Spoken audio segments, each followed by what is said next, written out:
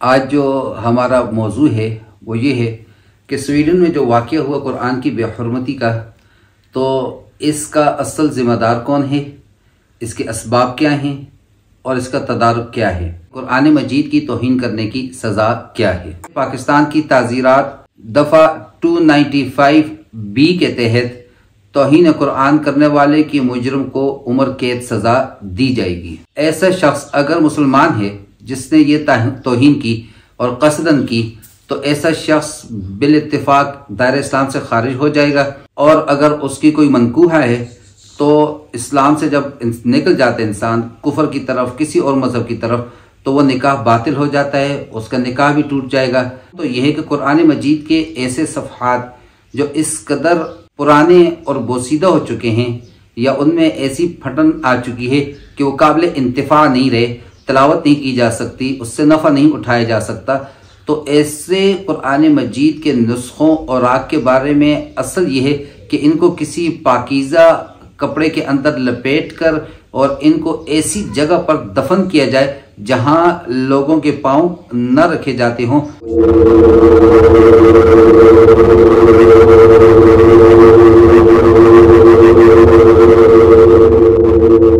अस्सलामु अलैकुम वरहमतुल्लाहि वबरकातुहू। बिस्मिल्लाहिर्रहमानिर्रहीम। नहमदुहू व नसल्ली अला रसूलिहिल करीम। अम्मा बाद फ़अऊज़ु बिल्लाहि मिनश्शैतानिर रजीम। बिस्मिल्लाहिर्रहमानिर्रहीम। इन्ना नहनु नज़्ज़लना ज़िक्र व इन्ना लहू लहाफ़िज़ून। सदक़ल्लाहुल अज़ीम। आज जो हमारा मौजू है वो ये है कि स्वीडन में जो वाक़या हुआ कुरान की बेहुरमती का, तो इसका असल ज़िम्मेदार कौन है, इसके असबाब क्या हैं और इसका तदारुक क्या है। तो ये तारीख़ कहाँ से शुरू होती है कुरान मजीद की तौहीन करने की, इस सारी को आज कोशिश करते हैं इस गुफ्तगू के अंदर समेटें। अल्लाह तबारक व तआला हम सबको समझने और अमल करने की तौफीक अता फरमाए। तो पहले हम इस सवाल से शुरू करते हैं कि तौहीन करने की सज़ा क्या है। कुरान मजीद की तौहीन का दरअसल मफ़हूम यह है कि कोई नाऊज़ बिल्लाह कुरान मजीद को शहीद कर डाले, उसके औराक को फाड़ डाले या उसके औराक को जला दे। तो अगर कोई शख्स ऐसा फ़ेल करता है तो उसकी सज़ा क्या है। कुरान मजीद की तौहीन करना ये इंतहाई ज़्यादा घिनौना फ़ेल है और पाकिस्तान के कानून के अंदर दफ़ा 295B के तहत तौहीन कुरान करने वाले की मुजरिम को उम्र कैद सज़ा दी जाएगी। ऐसा शख्स अगर मुसलमान है जिसने ये तौहीन की और कसदन की, तो ऐसा शख्स बिल इत्तिफाक दायरे इस्लाम से खारिज हो जाएगा। और अगर उसकी कोई मनकूहा है तो इस्लाम से जब निकल जाता है इंसान कुफर की तरफ, किसी और मजहब की तरफ, तो वह निकाह बातिल हो जाता है, उसका निकाह भी टूट जाएगा।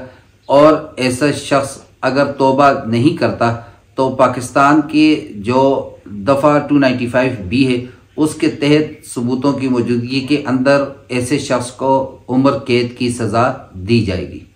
ये तो आ गया अगर तो वो शख्स मुसलमान था।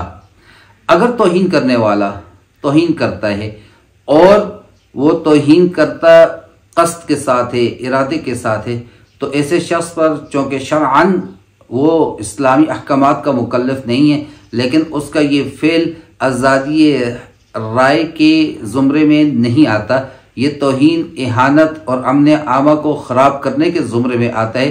तो ऐसे शख्स को भी सबूतों के साथ इदारों के हवाले किया जाएगा और फिर इदारे ताज़ीरात के तहत जैसी सज़ा उसको देना चाहें वो उस पर कादिर हैं, वो उसको सज़ा दे सकते हैं। यहाँ पर हमने ये कहा कि कोई शख्स अगर कसदन ऐसा काम करता है, मुसलमान था और उसने कसदन, उसका इरादा तौहीन का नहीं था, अब उसको हुक्म तो यह है कि कुरान मजीद के ऐसे सफ़हात जो इस कदर पुराने और बोसीदा हो चुके हैं या उनमें ऐसी फटन आ चुकी है कि वो काबिल इंतिफा नहीं रहे, तिलावत नहीं की जा सकती, उससे नफ़ा नहीं उठाया जा सकता, तो ऐसे कुरान मजीद के नुस्खों और राग के बारे में असल ये है कि इनको किसी पाकीज़ा कपड़े के अंदर लपेट कर और इनको ऐसी जगह पर दफन किया जाए जहां लोगों के पांव न रखे जाते हों, वो गुज़रगाह ना हो।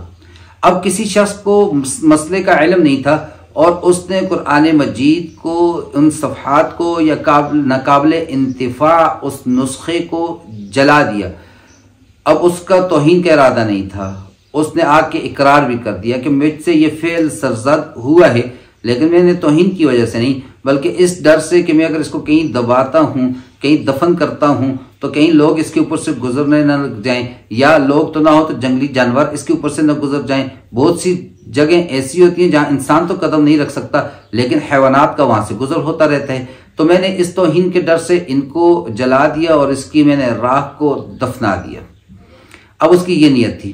तो ऐसी सूरत में चूंकि कुरान मजीद कलामुल्लाह है, अजमत की किताब है, उसका ये फ़िल अगरचे तौहीन पर मबनी नहीं है, नियत के एतबार से, देखने के एतबार से फिर भी वो एक घनावना फेल है, तो फिर ऐसे शख्स को 295B के तहत जो सजा उम्र कैद है वो तो नहीं दी जाएगी, लेकिन ऐसे शख्स को ताज़ीरात पाकिस्तान के तहत काजी उस वक्त उस शख्स की कैफियत के मुताबिक जो उसको मुनासिब सजा लगती है वो उसको देगा, और जरूर देगा, ताकि आइंदा के लिए कोई और शख्स ऐसी जुर्रत न कर सके।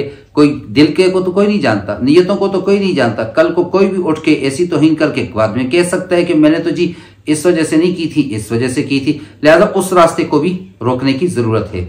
चनांचे ऐसा शख्स जिसने कसदन ऐसा नहीं किया, तौहीन की नियत नहीं थी, सजा उसको भी दी जाएगी, आइंदा के लिए भी, दूसरों की नसीहत के लिए भी, और खुद वो भी इससे बाज आ जाए। तो चूंकि उसका तौहीन का इरादा नहीं था, लिहाजा ऐसा शख्स काफिर नहीं होगा, उसका निकाह नहीं टूटेगा। और जिसने जानबूझकर तौहीन की तो वो शख्स काफिर हो जाता है और उसका निकाह भी टूट जाता है। अब आ जाते हैं इस मसले की तरफ कि कुरान मजीद की तौहीन करने वाला अगर काफिर था और उसने कलमा पढ़ दिया, तौहीन के इरादे से उसने कसदन उसको जलाया, शहीद किया और आग को फाड़ा, कोई भी ऐसा काम किया जो तौहीन की तारीख और जुमरे के अंदर आता है, और किसी करने वाला काफिर था और उसने कलमा पढ़ दिया, तो ऐसे शख्स का क्या हुक्म है? या मुसलमान था और फिर उसने तौबा कर दी। उस हदीस की तरफ जाते हैं। आप सल्लल्लाहु ताला अलैहि वसल्लम ने फरमाया, अल इस्लामु यहदिमु मा काना क़ब्लहु, इस्लाम अपने से पहले गुनाहों को धो डालता है, ढा डालता है।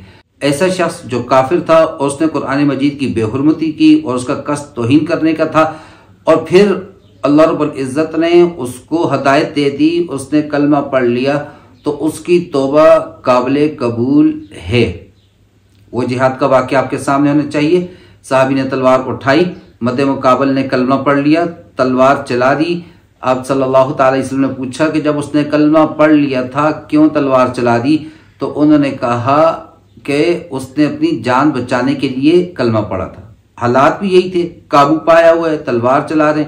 आपने फरमाया हल्ला शक़क़्त क़ल्बहु, क्या तूने उसके दिल को फाड़ के देखा था?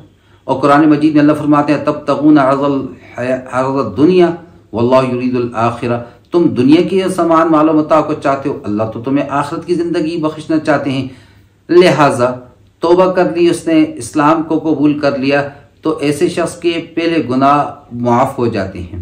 और अगर वो मुसलमान था और उससे इहानत हो गई और फिर वो तौबा ताइब हो गया सिद्क़ के दिल से, तो तौबा की अगर सारी शराइत पूरी हो, तौबा की सारी शराइत क्या है?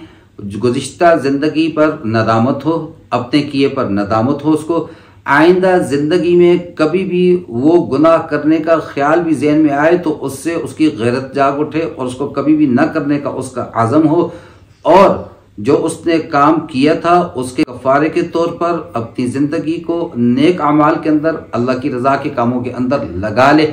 ऐसे शख्स की तौबा को तौबा नसूह कहा जाता है। और अगर किसी के हुकूक मुतय्यन हो तो उनकी अदायगी वो तो है ही है। तो जब ये सारी शराइत के साथ उसने तौबा ताइब हो गया, और अगर उसने वो जो काम किया था जो तौहीन वाला, उसने मजलिस में किया था, आउटडोर किया था, एक मजमे के सामने किया था, तो उस तौबा का इजहार भी मजमे के साथ सामने करेगा अपनी गलती का भी, क्योंकि अल्लाह फरमाते हैं सूरह बकरा के अंदर इल्लल्लज़ीना ताबू व अस्लहू व बय्यनू, मगर वो लोग जिन्होंने अपने गुनाहों से तौबा कर ली, सुलह कर ली, नेकी की तरफ आगे, वो बय्यनू, और बयान भी किया, वाज़ेह भी किया। अब ये नहीं कि मजलिस का गुनाह है और तन्हाई में तौबा की जा रही है, नहीं मेरे भाइयों। इसी तरह तन्हाई का गुनाह उसको मजलिस में बयान करने की जरूरत नहीं है। बहुत से लोग बैठे थे, उनके सामने गलती हो गई तो उस पूरी मजलिस के सामने तौबा करनी भी जरूरी है। जब ये सारी शराइत पाई जाएंगी जैसे कि हमने अर्ज किया था कि उसको सजा तब भी दी जाएगी ताज़ीरात के तहत, लेकिन वो सजा जो हमारे कानून के अंदर मौजूद है उम्र कैद वाली, वो सजा उसको नहीं दी जाएगी और उसके ज़ाहिरी अमल को कबूल कर दिया जाएगा।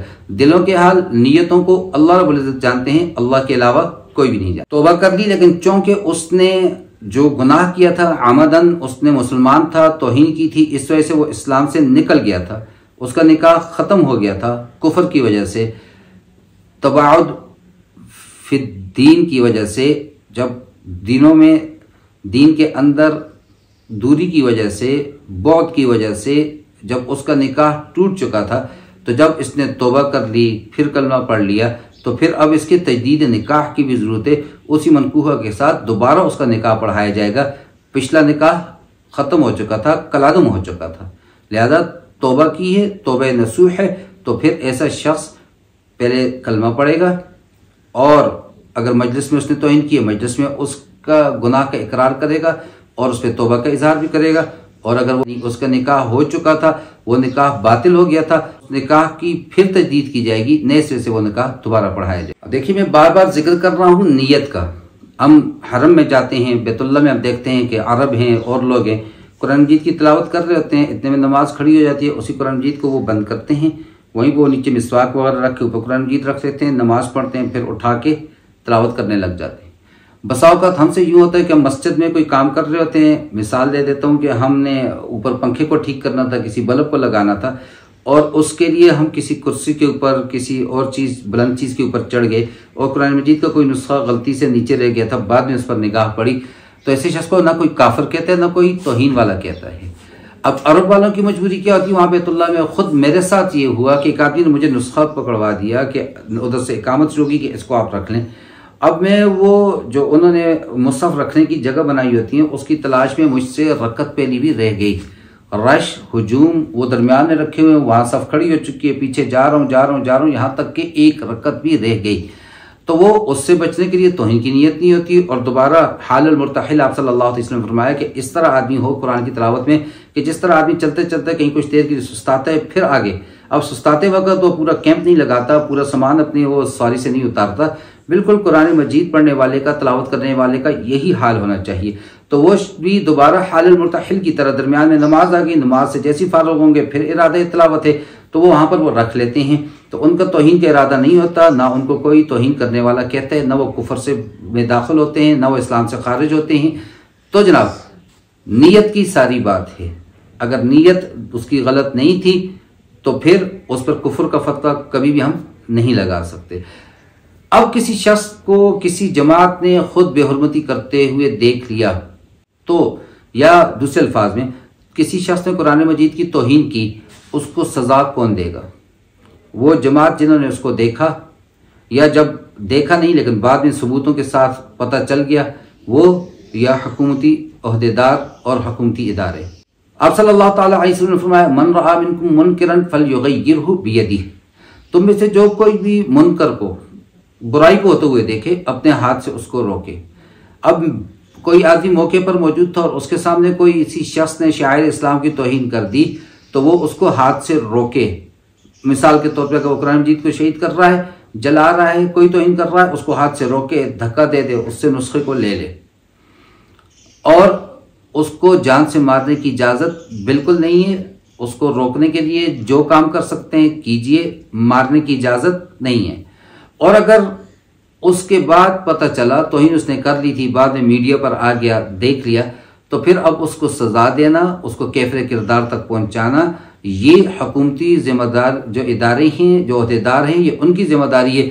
मेरी और आपकी जिम्मेदारी ये है कि उसको बमाए सबूत उसको उन इदारों के हवाले कर दिया जाए। हमारे यहाँ तक जिम्मेदारी थी, बाकी आगे अल्लाह जाने और उन लोगों का ईमान जाने कि वो उसके साथ क्या सलूक करते हैं। तो सजा देना, ये कानून को हाथ में लेना, ये बिल्कुल दुरुस्त नहीं है, बल्कि उसको कायदा जो इदारे बने हैं उनके हवाले किया जाएगा और वो अपने कानून के मुताबिक उसको सजा देंगे। अब इससे पहले कि हम इसके असबाब की तरफ आएं, हम थोड़ा तारीख का मुताला करते हैं कि तारीख क्या कहती है। 1998-99 में जबकि एक नई सदी में हम दाखिल हो रहे थे, तमाम दुनिया के अंदर एक हल्ला मचा हुआ था। 30,000वीं सदी में हम दाखिल हो रहे हैं, तो उसकी तैयारियां अरूज पर थीं। दरअसल ये तैयारियां मुसलमानों को गिराने, पस्त करने की अव्वल तरीन कोशिश। इस सदी का हम इस्तिकबाल किस तरह करेंगे, तो अपने अपने अंदाज में सारे ममालिक तैयारियां करने में मसरूफ़ थे, लेकिन ये तैयारियां दरअसल मुसलमानों को सफ़े हस्ती से नाबूद करने की तैयारियां थीं। अब तीसरी सदी जब शुरू होती है, पहले ही साल मुसलमानों के लिए एक खून आशाम किस्म का साल साबित होता है। पहले तो मुसलमान ममालिक को आपस में वीज़े, पासपोर्टों के चक्रों में उलझाकर एक दूसरे से दूरी कर दी गई। यानी आप ले लें हरम पाक, अर्ज़ मुक़द्दस, हर मुसलमान वहाँ जाना चाहते हैं, वीज़े के लिए अप्लाई करें, फिर आप और वह इजाज़त मिलेगी तो जाएंगे, फिर उसकी शराइत में सख्तियाँ की गई। इसी तरह जो है 40 साल से कम है तो बग़ैर महरम के नहीं आएगा। एक आदमी के पास ये शादी नहीं हुई या उसके पास इतने हैं ही नहीं कि वो साथ महरम को भी ला जा सके, अपनी बीवी को भी ला सके, वो किस तरह जाएगा। फिर उसमें से अंदर लोगों ने फिर दूसरे रास्ते अख्तियार किए, कई और किसी के साथ यानी रिश्ते के और रिश्तेदार को अपना महरम बना दिया और उसके साथ चले गए। तो ऐसे कई रास्ते फिर सामने आने लगे, मुसलमानों को झूठ पर मजबूर कर दिया गया। अब 2001 का आगाज हो रहा है और सबसे बड़ा दुनिया का जिसको हादसा करार दिया गया 9/11 का। अब किया क्या, उसकी जो तहकीकात हुई, जो रिपोर्ट्स हुई, जो आप लोगों ने भी देखी होंगी, मैंने भी सुनी देखी। अब उसके अंदर कौन थे, उसके मुहर्रिकात क्या थे, हर एक जानते हैं, बड़े खुले तौर पे जानते हैं। लेकिन मुसलमानों पर मलबा डालकर फिर पाकिस्तान को इस्तेमाल करके अफगानिस्तान को सबसे पहले उस पर हमला किया गया, फिर 2003 में इराक पर हमला किया गया और इन दो मुसलमान ममालिक के ऊपर वो बमबारी की गई और इनके गरीबों पर वो जुल्म और सितम की दास्तानें रकम की गई कि अकल भी उस पर हैरान होती है। फिर आ जाते हैं पाकिस्तान, हमारे इस पाक मुल्क पर, और जबकि मुशर्रफ साहब इक़्तिदार थे, मुख्तलिफ सकाफती जलगारें की गई। उस दौर के अंदर मुख्तलिफ मुआशी पाबंदियाँ भी लगाई गईं, एटमी असलहा को तबाह करने के लिए मुकम्मल तैयारियाँ की गईं, पाकिस्तान पर ड्रोन हमले किए गए, स्वात बाजोड़ एजेंसियों में मुख्तलिफ ऑपरेशन किए गए। फिर अखबारों में सुर्खियाँ लगती कि स्वात के मुहाजिरीन को अहले पाकिस्तान तहफ़्फ़ुज़ फराहम कर रहे हैं, उनकी मदद कर रहे हैं, अंसार की याद ताज़ा हो रही है, ये सुर्खियाँ लगती रहीं। फिर मुसलमान मुल्क के अंदर मुसलमान फौजें मसाजिद पर ऊपर कब्जा करने लगी। मीडिया की मदद से और हुकूमत के जोर पर मैराथन दौड़, बसंत जैसे त्यौहार, होली जैसे त्यौहार अलग ऐलान किए जाने लगे और इस अकीदत से मनाए गए कि मगरब और हिंदू भी आशीष कर उठे। अब महरम और गैर महरम का इख्तिलात होने लगा, निकरें पहनकर सड़कों पे दौड़ने लगे और 14 फरवरी को वैलेंटाइन डे के तौर पर मनाया गया और ज़राए अबलाग जो है इसको मुसलसल तरवीज दे रहे हैं और इसको मुसलसल मीडिया पे पेश किए जा रहे हैं, फूल पेश किए जा रहे हैं। ये उस मुल्क की कारगुजारी है जिसको बनाया ही ला इलाहा इल्लल्लाह की बुनियाद पर था। नारा क्या था, पाकिस्तान का मतलब क्या, ला इलाहा इल्लल्लाह। जहां सब्ज हलाली परचम है, परचम के अंदर सब्ज रंग किस चीज का निशान है, पाकीज़गी का, इस्लाम का, सलामती का, अमन का, मुसलमानों की आबादी का। तो अब उस मुल्क के अंदर मैराथन दौड़े भी हो रही हैं, उस मुल्क के अंदर बसंत भी मनाए जा रहे हैं, उस मुल्क के अंदर वैलेंटाइन डेज भी मनाए जा रहे हैं और मीडिया उसकी खूब तरवीज और इशाअत भी कर रहा है। तो आहिस्ता आहिस्ता हमें अपनी तहजीब से अलग किया जा रहा है, अपनी सकाफत से भी अलग किया जा रहा है। हमारे अंदर आहिस्ता आहिस्ता बगैरती को और बेहयाई को और बेशर्मी को और बेदीनी की ड्रिप लगी हुई है और एक एक कतर की सूरत में डोज हमारे अंदर उतारी जा रही है। ज़राए अबलाग और मवासलात के ज़रिए से, मीडिया के ज़रिए से, इंटरनेट के ज़रिए से, प्रिंटेड मीडिया के ज़रिए से हमें आहिस्ता आहिस्ता इन चीज़ों की तनकीर से, नकीर से दूर किया जा रहा है। इतना यहूदी मोटो है ना कि इतना झूठ बोलो कि वो सच लगने लगे, बेहयाई को इतना आम कर दो कि वो बेहयाई न लगे, तो वो हो गया। गैरत ईमानी ख़त्म कर दी गई, हमीयत ख़त्म कर दी गई, जोश व खरोश को ख़त्म कर दिया गया, हमें बेगैरत बना दिया गया। फिर आगे चलिए 2005 के अंदर फिर नाउज़ बिल्लाह दुनिया की सबसे मुक़द्दस तरीन शख्सियत नबी करीम सल्लल्लाहु अलैहि वसल्लम के तौहीन पर आमेज़ खाके शाये किए जा रहे हैं। और फिर सिलसिला यहाँ पे रुकता नहीं है। फिर ये सिलसिला कहाँ चलता है? पहली दफ़ा बने लोगों ने सिमें तक तोड़ दी, फेंक दी, और एहतजाज मुजाहरे हो रहे हैं, सेनेट में हो रहे हैं, पंजाब असम्बली के अंदर हो रहे हैं, सड़कों पर आवाम आ रही है। और फिर क्या किया गया? इनका मुआशी बाइकाट किया गया। अब आम बाइकाट तो इनकी समझ में आती नहीं, और जब इनकी मैशत पर चोट लगती है तो फिर इनको समझ आती है कि ये तो हमारा बड़ा नुकसान हो गया। जितनी भी चीज़ें आप यकीन जानिए, आप रिसर्च करें, जीन्स की सबसे ज़्यादा जो खपत है, जो सबसे ज़्यादा इसके कंज्यूमर्स हैं, वो मुसलमान ममालिक हैं। हम तो गैर की चीज़ को एकदम अपनाते हैं, एकदम लेते हैं, एकदम मुतासर होते हैं। ये हमारी आजमाइश है कि हम अल्लाह के दिए हुए सादगी वाले दीन पर अमल पैरा हैं या हम दूसरी तरफ निकल रहे हैं। कुरान साफ कह रहा है कि लोगों के लिए मुज़य्यन कर दी गई हैं दुनिया की चीज़ें, तो अब उनकी तरफ खींचते चले जा रहे हैं। तो आहिस्ता आहिस्ता हमारी पहले गैरत को सुलाया गया, फिर हमें अपनी तहजीब सकाफत से दूर किया गया, फिर जुर्रत कहाँ तक होती है। अब 2000 के बाद सिलसिला चल पड़ा, शुरू हो गया।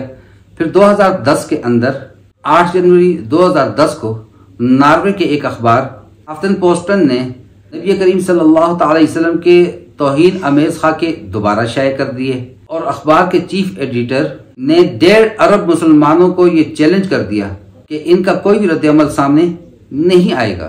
फिर पाकिस्तान के अंदर तो हमारे एक्ट के अंदर है 295C, जिसके तहत तौहीन रसालत की सजा सर तन से जुदा।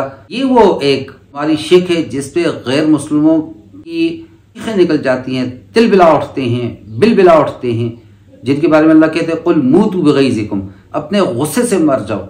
अब वो इसको खत्म करना चाहते हैं। तो आसिया मलून को इस वक्त कानून के तहत सजा दी जाती है, फिर फौरन पूरा मीडिया चला जाता है यूरोप का, और इस कानून को दहशतगर्दी का कानून कहा जाता है। नाउज़ बिल्लाह। पोप बेनिडिक्ट था, उसने तो पाकिस्तान को ये हुक्मनामा जारी किया कि भाई इसको आज़ाद करो, अब तो इस कानून को खत्म करो। ये सारा चल रहा था। इसी सिनेरियो के अंदर गवर्नर लाहौर को मुमताज कादरी ने कत्ल कर दिया। मुमताज कादरी कातिल है और अवाम उसको सर पे बिठा रही है। दूसरी तरफ मकतूल है, साहिब इक़्तिदार है, हुक्मरानों में है, और उसकी मौत पे लोग जश्न मना रहे हैं। तो क्या होता है? जनाजा पढ़ाने के लिए कोई सामने नहीं आ रहा, और उसके लिए एहतजाज हो रहे हैं कि इसको आज़ाद किया जाए। इसको इन्होंने कातिल नामजद किया, उसको जेल के अंदर फूलों के हार पहनाए जा रहे हैं। जब ये सारा सिनेरियो चल रहा था, इसी की गर्द में आसिया मलूना को रिहा कर दिया गया, जबकि मुमताज कादरी को अदालतों के हवाले किया गया, और फिर आखिर उनको इस अदालती हमारे कानून के तहत सजा दी गई। फिर दूसरा CIA का डायरेक्टर ले लीजिए, रेमंड डेविस, पाकिस्तान में जो ब्लैक वाटर का हिस्सा था, जो CIA का हिस्सा था, मुख्तलिफ कत्लों में मुलव्वस था, शख्स को किस्मती से यहाँ पर गिरफ्तार हो गया। उसका गिरफ्तार होना पाकिस्तानी हुक्मरानों की नींदें हराम होगी। फौरी तौर पर फिर क्या हुआ? वो गोरे, वो गैर मुस्लिम जो इस्लामी अहकामात को, किसास और दियत को नहीं मानते, वो फिर आगे उन्हें कहा जी दियत देते हैं और इसको आज़ाद किया जाए। और सितम दर सितम, जलालत दर जलालत क्या होगी कि उस शख्स को रिहा किया गया दियत के बदले में।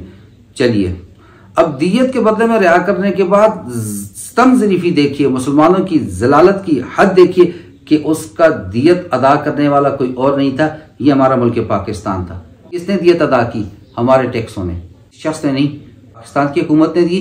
पाकिस्तान की हुकूमत के पास पैसे, मेरे और आपके टैक्स के पैसे हैं, मेरे और आपके खून पसीने की कमाई है, उससे उस गैर मुस्लिम की दियत अदा की जा रही है। इससे बढ़कर और जुल्म क्या होगा? ये वहां से तारीख चलती हुई आ रही है मेरे भाइयों। पहले हमें आहिस्ता आहिस्ता बेगैरत किया गया, दीन से दूर किया गया, सकाफत से दूर किया गया, और फिर उसके बाद हमारे ईमान पर एक ज़रब लगाई तौहीन करके, फिर दूसरी ज़रब, फिर तीसरी ज़रब, और फिर ऐलान कहा गया भाई हम ये करेंगे और करके दिखाते रहेंगे। मेरे भाइयों, ये तो आ गई इसकी तारीख। आते हैं असबाब की तरफ। असबाब क्या हैं? हम इकबाल क्या कहते हैं? कभी ए नौजवान मुस्लिम तदब्बर भी किया तूने, वो क्या गर्दन था जिसका तू है टूटा हुआ एक तारा। तुझे आबाद से अपने निस्बत हो नहीं सकती कि तू गुफ्तार वो किरदार, तू साबित वो सैयारा। तुम्हारे एहतजाज, फेसबुक की पोस्टिंग ख़त्म नहीं हो रही, तुम गुफ्तार करने वाले हो, गुफ्तार के गाजी हो, और वो शमशीर और सना अव्वल, ताऊस और रुबाब आखिर की तफसीर थे। तू साबत घर से निकलता नहीं, तू घर में पैर जमा के बैठा हुआ है, लेटा हुआ है। वो सय्यारा, वो मुल्क दर मुल्क जाकर इस्लाम की तरवीज और इशाअत का काम और हिफाजत का काम सर अंजाम दे रहे हैं। आइए थोड़ा तारीख के अंदर चलते हैं, हम देखते हैं किसको, जिसको तारीख जालिम तरीन आदमी कहती है। हज्जाज बिन यूसुफ को देख लीजिए। हज्जाज बिन यूसुफ के पास खबर पहुंचती है, दीवल के अंदर मुसलमानों के ऊपर, औरतों के ऊपर बहरी कज़ाकों ने, जालिमों ने जुल्म कर दिया, पे दर पे हमले करवाता है। फिर आखिरकार अपने 17 साल भतीजे मोहम्मद बिन कासिम को भेजता है और उन औरतों को इंसाफ दिलाता है और उनको वापस इराक में बुलाता है। और फिर उसी की वजह से बाबुल इस्लाम बना सिंध। आज हम मुसलमान हैं तो उसी वजह से। आगे चलिए, खलीफा मुअतसिम बिल्लाह, उसके बारे में जो कुछ कहे उसको पता चलता है। अमूरिया के बादशाह ने एक बुढ़िया के ऊपर जुल्म किया, जुल्म की इंतहा कर दी और फिर आखिर वो बिलबिलाट ही, उसने अल्लाह को पुकारा और उसने कहा वातसिमाहु, ये अल्फाज अरबी के अंदर। और जब उसको खबर पहुंचती है, रंग मुतगय्यर हो जाता है, कपकपाने लगता है, हाथ में शरबत का गिलास है, साइड पे रखता है, कहते हैं तूने बुलाया, मैं आ रहा हूँ। और वहाँ नजूमी बैठे हैं, वो कहते हैं जी सितारों की चाल बताती है कि ये लड़ाई से फतह नहीं होगा। उनसे सख्त नाराज हुए, एक रवायत के मुताबिक उन नजूमियों को उसने कत्ल करवाया। 4000 उबलक घोड़े लिए, तेज रफ्तार, और पहुंच के अमूरिया। सख्त सर्दी का मौसम और फौज हमले में पसो पेश कर रही है, कमाने अकड़ी हुई हैं। मुअतसिम बिल्लाह खुद आगे आता है, 20 कमानों को अपने हाथों से ठीक करके देता है। फौज तैयार होती है, अमूरिया पर हमला होता है और अमूरिया को फतह किया जाता है। उस कुएं में जाते उस बूढ़ियों को निकालते हैं और कहते हैं तूने अल्लाह को पुकारा, तूने मुझे बुलाया, मैं तेरा भाई हाजिर हूँ। ये मुसलमानों की गैरत थी। 90,000 काफिर उस दिन मारे गए थे। सुल्तान सलाहुद्दीन अय्यूबी, अब कहा मेरे ऊपर चरपाई पर सोना आराम, आराम से बैठना आराम, जब तक मैं बैतुल मक़दस को, जब तक मैं यरूशलेम को इन लोगों से आज़ाद नहीं करवा देता सलीबियों से। अपना इरादा हज तक मुलतवी कर दिया और बिल आखिर 583 हिजरी में 1187 ईस्वी के अंदर उसने बैतुल मक़दस को आज़ाद करवाया। ये थी गैरत ईमानी। मुझे याद आता है शहाबुद्दीन गौरी, वो हिंदुस्तान का दूसरा बादशाह था। उसने 1191 ईस्वी में तरावड़ी की जंग में पृथ्वियों से शिकस्त खाई, फिर कसम उठा ली कि जब तक इस शिकस्त का बदला नहीं लूंगा, न सर में तेल लगाऊंगा, न चरपाई पर सोऊंगा। 1 साल बाद 1192 ईस्वी के अंदर उसने तरावड़ी की दूसरी जंग के अंदर पृथ्वीराज को शिकस्त दी। ये थी वो गैरत ईमानी जिसको इकबाल कहता है, कबूतर के तने नाजुक में शाहीन का जिगर पैदा। ये वो चीज थी कि जिसने कुफर पर लर्जा तारी किया हुआ था। ये वो चीज थी कि जिसने कुफर को मुसलमानों के सामने रोने पर मजबूर किया था। वो क्या था? वो जिहाद था। वो क्या था? वो अपने भाइयों के लिए कट लड़ मरने के लिए हर वक्त तैयार रहना था। आज दीन से दूरी, जिहाद से दूरी, आज अपने नबी करीम सल्लल्लाहु अलैहि वसल्लम की सुन्नतों से दूरी, आज हमारे कुरान से दूरी, ये वो वाहिद वजूहात हैं, ये वो सारे असबाब हैं कि जिनकी वजह से हमने जब से तलवार को छोड़ा, हमने जब से तबलीग को छोड़ा, हमने जब से घर के अंदर टिक कर बैठ के फेसबुकों पर तबलीगें हो रही हैं, सोशल मीडिया पर मैसेजेस किए जा रहे हैं, जब से हमने नकलो हरकत को छोड़ा, अल्लाह ने इन काफरों को हमारे ऊपर मुसल्लत कर दिया। और ये होता रहेगा, याद रखिए, होता रहेगा। और टेरी जोन्स, उसने कहा है मैं जब तक जिंदा हूं मैं इस्लाम के खिलाफ काम करता रहूंगा। 2 घंटे मिट्टी के तेल में कुरान मजीद को भिगोकर उसके बाद जलाया गया, सरे आम जलाया गया। और ये शख्स वो है टेरी जोन्स जो ये कहता है कि मैं नाउज़ बिल्लाह नबी करीम सल्लल्लाहु अलैहि वसल्लम के खिलाफ ही ट्रायल करूंगा। ज्यूरी बैठती है ईसाइयों की और वो फैसला करते हैं कि कुरान नाउज़ बिल्लाह दहशतगर्दी की किताब है। मेरे भाइयों, कब तक सोएंगे हम? कब तक ये ख्वाब गफलत में पड़े रहेंगे? तारीख उठा के देख लीजिए, मुसलमान जब तक मैदान में थे, घोड़ों की पीठ पर थे, कुफ्फार अज़िल्लतुम वहुम सागिरून, जलील होकर आते थे टैक्स देने के लिए और उनकी गर्दनों पे पांव रख के मुसलमान टैक्स लिया करते थे। बैठने की इजाजत नहीं होती थी उनको। उन्हें सर्वसजूद होकर वो माफिया मांग मांग के टैक्स जमा कराया करते थे। वो खैबर हो, वो गज़वे बनु कुरैज़ा हो, वो आज का हो, मुसलमान है, कलमा गो है, उसके साथ आज भी अल्लाह की वही मदद भी। आज भी वो घर इब्राहिम से इमाम पैदा आग कर सकती थी, अंदाज़े गुलिस्तान पैदा। और अल्लाह वो हिफाजत खुद कर सकता है। वल्लाहु यासिमुका मिनन्नास, अल्लाह ने अपने नबी को कहा कि वो अल्लाह तुझे लोगों से बचाएंगे। कोई शख्स आप सल्लल्लाहु अलैहि वसल्लम को नाउज़ बिल्लाह कत्ल नहीं कर सका। तलवार लेके खड़ा होता है, कहता है ए मोहम्मद सल्लल्लाहु अलैहि वसल्लम बताओ तुझे आज मुझसे कौन बचाएगा। आपने कहा अल्लाह। थर थर कांपता है काफिर, हाथ से तलवार गिर जाती है। अल्लाह की मदद तो आज भी हमारे साथ है। अल्लाह फरमाते हैं व अंतुमुल आलम इन कुंतुम मुमिनीन, अगर तुम ईमान वाले हो तो तुम सर बुलंद रहोगे। इसका क्या मतलब हुआ?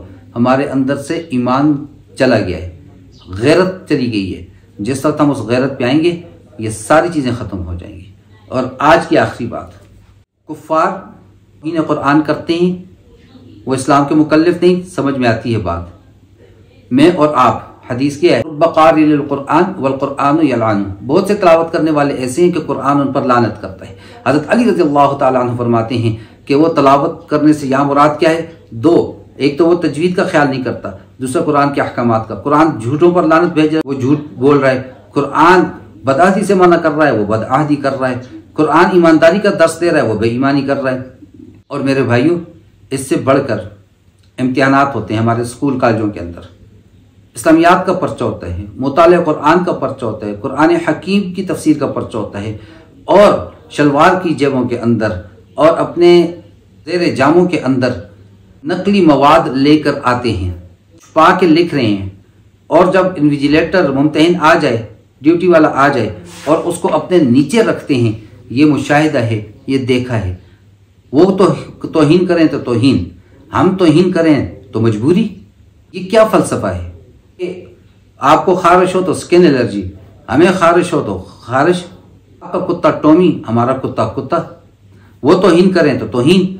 हम जो है कुरान मजीद आयात को अपने ज़ेर जामा के अंदर रखें, शलवार की जेबों के अंदर रखें, अपनी रानों के नीचे रखें, अपनी जराबों के अंदर रखें, तो क्या ये तौहीन नहीं?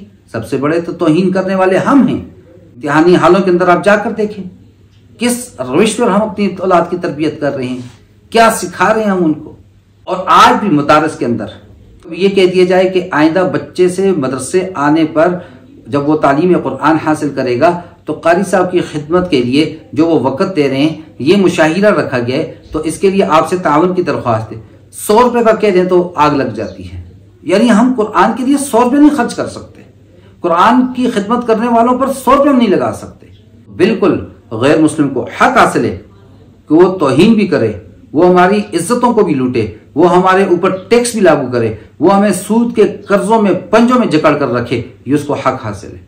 पहले हम अपने किरदार को ठीक करें, हम अपनी तहजीब को ठीक करें। हम उम्मत मुहम्मदी हैं, हम कलमा गो हैं।